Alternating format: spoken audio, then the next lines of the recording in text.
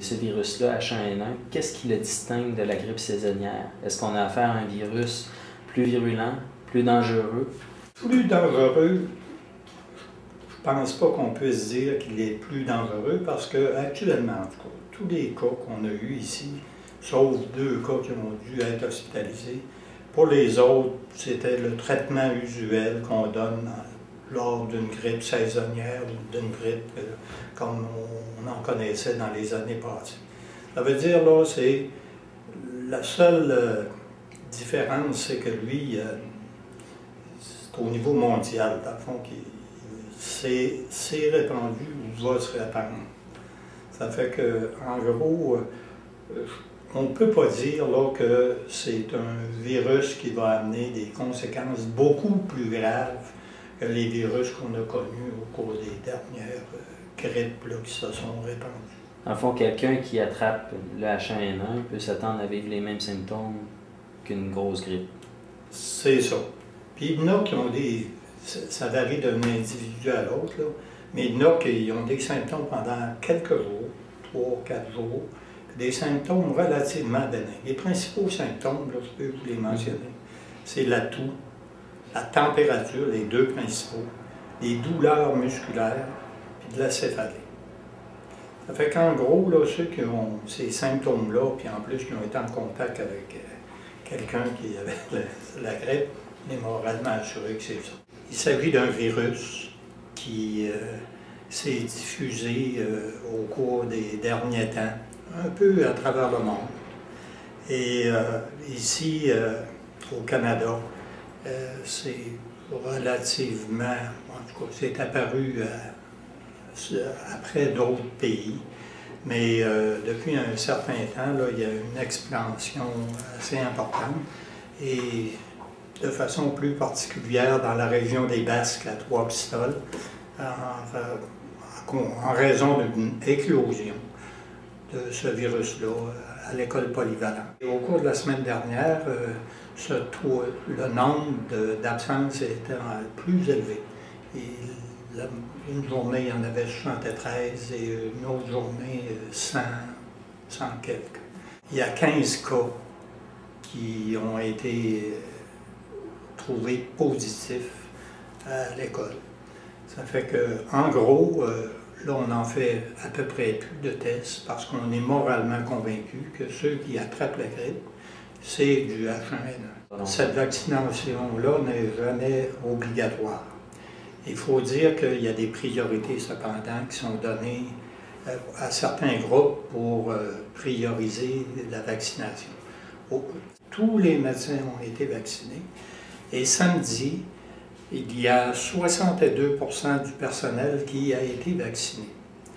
Et il est prévu que demain et mercredi, il y a eu d'autres séances de vaccination à Trois-Pistoles et Saint-Jean-de-Dieu pour le personnel du réseau de la santé. Demain ou après-demain, on devrait avoir un autre, environ 400 doses, pour vacciner, dans une deuxième étape, les personnes qu'on appelle vulnérables. Les personnes vulnérables, c'est ceux qui ont déjà certaines maladies chroniques, soit des maladies cardiaques, des maladies pulmonaires, des bronchitiques, ceux qui font de l'emphysème ou MPOC, comme on dit souvent, maladies pulmonaires obstructives chroniques, le diabète, etc. Et des femmes enceintes.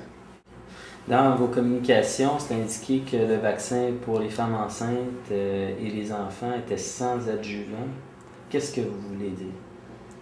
Bon. Là, dans le fond, il faut les femmes qui sont enceintes avec 20 semaines de grossesse de plus peuvent être vaccinées avec le vaccin actuel, avec adjuvant. Et ceux qui ont moins de 20 semaines, pour le moment, on leur conseille de ne pas se faire vacciner et d'attendre le vaccin sans adjuvant. Fait que là, il y a des tractations là-dessus dans ces jours-ci. Puis, pour le moment, c'est ce que je viens de vous mentionner, mais il pourrait y avoir des modifications pour les jours qui viennent. Mais c'est quoi cet adjuvant-là? Bon, c'est un adjuvant qui fait en sorte que le vaccin produit des anticorps de façon plus rapide OK. Ça aide à l'efficacité rapide du vaccin. C'est un des vaccins qui a été développé le plus rapidement au cours des dernières années. Comment est-ce qu'on peut confirmer son innocuité à ce vaccin-là?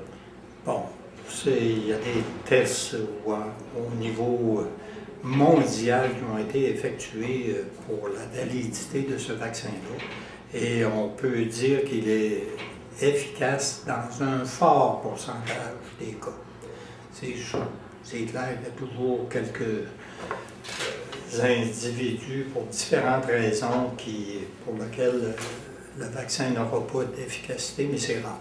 Dans une troisième étape, c'est l'ensemble des personnes qui ne sont pas vulnérables, qui seront vaccinées à des dates aussi qui seront diffusées et lorsque la disponibilité des vaccins sera suffisante.